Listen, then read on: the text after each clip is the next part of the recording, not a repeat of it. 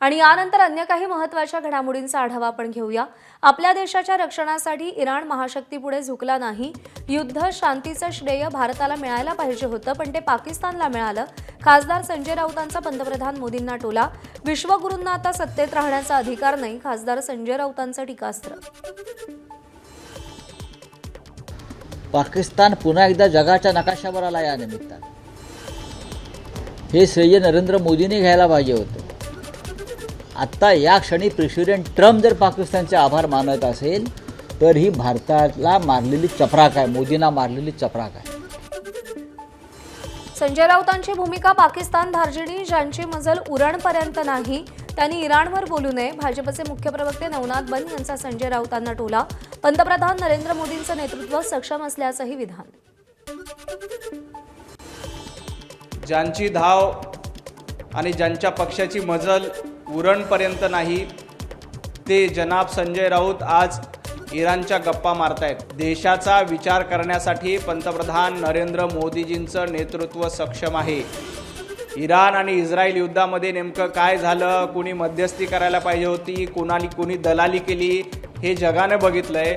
दलाली करणं हा भारताचा धंदा नाही। राष्ट्रवादीच्या नेत्यांनी मुख्यमंत्री देवेंद्र फडणवीसांची भेट घेतली। वर्षा निवासस्थानी सुनेत्रा पवार, सुनील तटकरे, पार्थ पवार, हसन मुश्रीफ यांनी मुख्यमंत्र्यांची भेट घेतली। बारामती पोटनिवडणुकीसंदर्भात चर्चा झाल्याची शक्यता।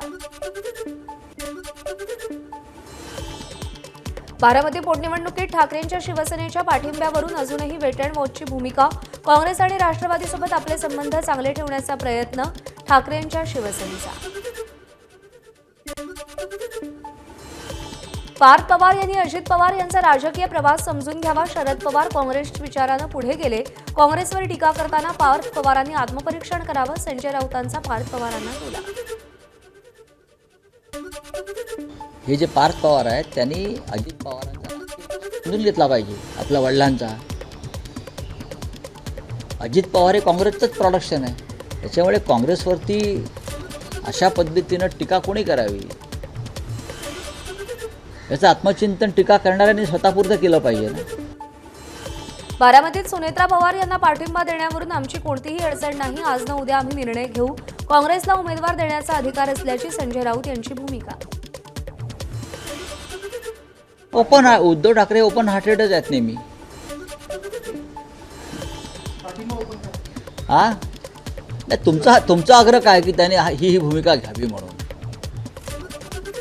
कळेल ना आता, शेवटचा दिवस माघारीचा आहे, किती लोक राहतात, कोण राहत आहे। शरद पवारांना पुन्हा भाजपचा धक्का। समरजित घाटगे यांचा भाजपत प्रवेश।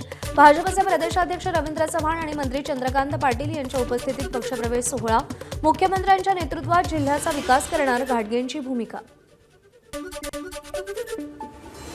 रत्नागिरीतील चिपळूण फॉरेस्ट विभागाच्या शासकीय मालमत्तेवर भाजपचं चिन्ह। काँग्रेसनं संबंधित फॉरेस्ट अधिकाऱ्यांची भेट घेत जाब विचारला।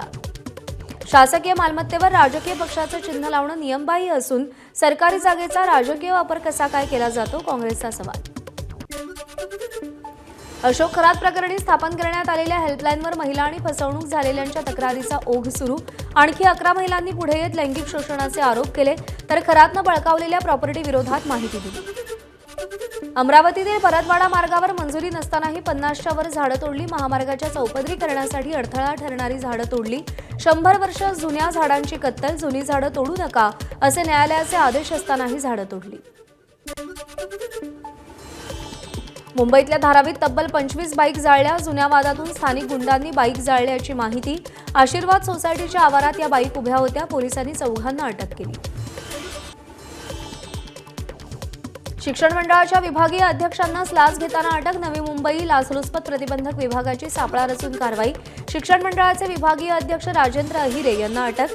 31,000 रुपयांचे देयक मंजूर करण्यासाठी 22,000च्या लाचेची मागणी। बुलढाण्याच्या मलकापूर शहरातील अब्दुल हमीद चौकात 2 गट आमने-सामने। धार्मिक घोषणाबाजीमुळे तणाव वाढला। झेंडा लावण्यावरून 2 गटात वाद झाला। माहिती मिळताच पोलिसांकडून घटनास्थळाचा आढावा। सिंधुदुर्गातल्या वैभववाडीत गोळीबार। एकाचा मृत्यू तर एक गंभीर जखमी। शिकारीसाठी गेले असता गोळीबार झाला। गोळीबार कुणी आणि का केला याचा पोलिसांकडून तपास सुरू।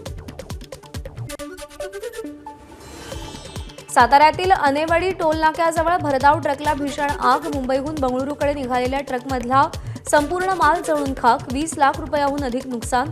आगीचं कारण अस्पष्ट.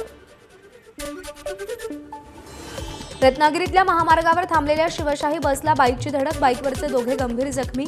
जखमींना तात्काळ रुग्णालयात दाखल केलं. रायगडमधील वाकणपाली मार्गावर भीषण अपघात. भरधाव ट्रकची झाडाला धडक. घटनेत ट्रकची चाक निखळून पडल्यानं ट्रक थेट रस्त्याच्या कडेला घसरला. सुदैवानं जीवितहानी टळली. खोपोलीहून नागोठणेकडे जाताना अपघात. अहिल्यानगर पुणे महामार्गावर दारूची वाहतूक करणाऱ्या ट्रकचा अपघात. घटनेत ट्रक चालक गंभीर जखमी. अहिल्यानगरहून पुण्याच्या दिशेनं ट्रक जात होता. भाईंदरमध्ये कारचा भीषण अपघात. कारवरचं चालकाचं नियंत्रण सुटल्यानं अपघात. कारची दुभाजकाला धडक. मेट्रो पिलरच्या आधीच गाडी थांबल्यानं मोठा अपघात टळला. गोवंडीतल्या शिवाजीनगरमध्ये अवैध झोपड्यांवरती मुंबई पालिकेची मोठी कारवाई. तर अनुचित प्रकार घडू नये यासाठी मोठ्या प्रमाणावर पोलीस बंदोबस्त तैनात. झोपड्या वाचवण्यासाठी कारवाईला स्थानिकांचा विरोध. जळगावच्या पारोळ्यात शासकीय धान्य खरेदीच्या नोंदणीसाठी 4 दिवसांपासून शेतकऱ्यांच्या रांगा. तर नंबर लावण्यावरून काल मोठा गोंधळ झाल्यानंतर आज पोलीस बंदोबस्तामध्ये नोंदणी सुरू. तर प्रशासनाच्या कारभारावर शेतकऱ्यांनी नाराजी व्यक्त केली आहे. बीडमध्ये नालेसफाई नाफेडमार्फत तूर, हरभरा, सोयाबीन खरेदीसाठी 15 एप्रिलपर्यंत मुदतवाढ. शेतकऱ्यांच्या मागणीनुसार ऑनलाईन नोंदणीसाठी मुदतवाढ. धुळे बाजार समितीमध्ये कांद्याची आवक वाढल्यानं भाव घसरला. शेतकऱ्यांमधून प्रचंड नाराजी. तर अवकाळी पाऊस आणि गारपिटीचाही कांद्याला फटका. कांद्याचा भाव वाढवून देण्याची शेतकऱ्यांची मागणी. रत्नागिरीत यंदा हापूसचं गणित बिघडलेलं. हवामान बदलामुळे आंबा उत्पादनात मोठी घट. कमी उत्पादनामुळे आंबा कोकणातच 1200 रुपये प्रति डझनच्या घरात. महागड्या किमतीमुळे ग्राहकांची पाठ. विक्रेतेही चिंतित. सिंधुदुर्गातील दोडामार्गाच्या तिलारी खोल्यातील मोर्ले गावात 15 फूट लांब किंग कोब्रा आढळला. वन कर्मचाऱ्यांनी त्याला नैसर्गिक अधिवासात सोडलं. कुत्रा सापाच्या दिशेनं धाव घेत असतानाच किंग कोब्रानं फणा उगारला. थरार पाहण्यासाठी नागरिकांची गर्दी. गोव्यातील पेडणे तालुक्यातील कडशी मोपा नदीत ओंकार हत्ती मौज मस्ती करतोय. तर लोकवस्तीत जाऊन धुमाकूळ घातल्यानं अनेक नागरिकांकडून ओंकारचा बंदोबस्त करण्याची मागणी. अलिबागमधील आक्षी तर मुरुड तालुक्यातील एकदरा जेटी कामाचं मंत्री नितेश राणेंच्या हस्ते भूमिपूजन. बंदर भागातील जेटी विकास कामांसाठी 340 कोटी रुपयांचा निधी मंजूर. स्थानिक मच्छीमारांना जेटीचा आधार मिळणार. नाशिकच्या कळवण शहरात अतिक्रमण मोहीम. शहरात मेन रोडवरील अतिक्रमणाविरोधात सार्वजनिक बांधकाम विभागाची धडक कारवाई. अचानक सुरू झालेल्या कारवाईमुळे दुकानदारांकडून काही ठिकाणी विरोध. रस्ता लवकरच मोकळा श्वास घेणार असल्यानं नागरिकांकडून स्वागत.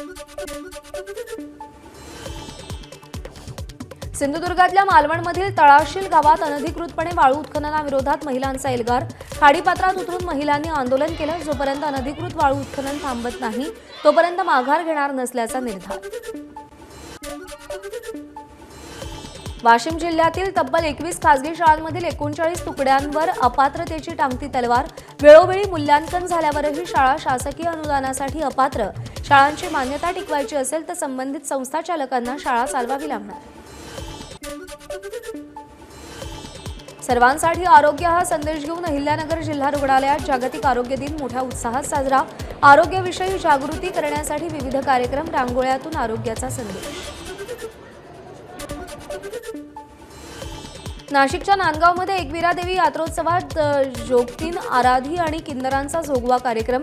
धार्मिक गाण्यांवरती तृतीयपंथीयांचं नृत्य. महामंडलेश्वर पायल नंदगिरी यांच्या नेतृत्वात कार्यक्रम. अध्यक्षा अंजुम कांदे यांच्याकडून साडी सोळी देऊन जोगवा.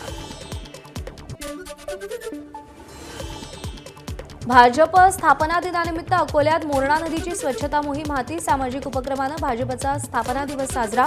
भाजप नेते रणधीर सावरकर यांच्या नेतृत्वात जलकुंभी काढण्याचं काम हाती. महापौर, उपमहापौर आणि इतर नगरसेवक उपस्थित. संभाजीनगरला पाणी पुरवठा करणारी जलवाहिनी फुटली. ऐन उन्हाळ्यात लाखो लिटर पाणी वाया. जायकवाडीच्या नाथसागरातून संभाजीनगरला पाणी पुरवठा करण्यासाठी 2,500 मिलीमीटर व्यासाची पाईपलाईन टाकण्याचं काम सुरू. टेस्टिंग सुरू असताना पाईपलाईन फुटली.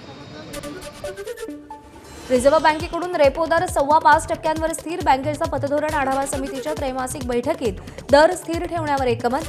जागतिक पटलावरच्या आव्हानातही भारतीय अर्थव्यवस्था मजबूत असल्याचा रिझर्व्ह बँकेचे गव्हर्नर संजय मल्होत्रा यांचा विश्वास. तमिळनाडूमध्ये प्रचाराची रणधुमाळी. मुख्यमंत्री एम के स्टालिन यांच्याकडून जोरदार प्रचार. नागरिकांशी संवाद साधत प्रचार करताना स्टालिन यांनी चहाचा आस्वादही घेतला.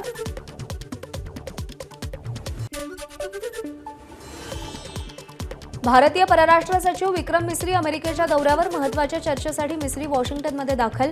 अमेरिकेनं जाहीर केलेल्या शस्त्रसंधीच्या दिवशीच परराष्ट्र सचिव वॉशिंग्टनमध्ये दाखल. हिमाचल प्रदेशच्या लाहोल स्पितीच्या आदिवासी जिल्ह्यात हिमवृष्टी. हवामान विभागाकडून ऑरेंज अलर्ट जारी. उंच ठिकाणी हिमवृष्टी तर सखल भागात पाऊस आणि गारपिटीची शक्यता. रोहतांगमधील अटल बोगद्याजवळही हिमवृष्टी. शिमल्यातील टिक्कर नानखरी रस्त्यावर हिमवृष्टीला सुरुवात. नानखरी, नारकंडा, कुफरी आणि खरपथर इथे हिमवृष्टी. उत्तराखंडच्या उत्तरकाशी जिल्ह्यात 3000 मीटरपेक्षा जास्त उंचीच्या भागात हिमवृष्टी. तापमान घसरलं. यमुनोत्री आणि गंगोत्री मंदिरावर बर्फाची चादर. काश्मीरच्या पर्यटन स्थळ गुलमर्गमध्येही हिमवृष्टी. पर्यटक आनंद घेत आहेत. सगळीकडे बर्फाची मनमोहक पांढरी चादर. नासाच्या आर्टेमिस 2 मिशनचं ओरियन यान चंद्राच्या अगदी जवळून गेलं. नासानं ओरियन यानाचा नवीन व्हिडिओ पोस्ट केला. ओरियन यान चंद्राच्या पृष्ठभागाच्या अगदी जवळून जातानाचं दृश्य.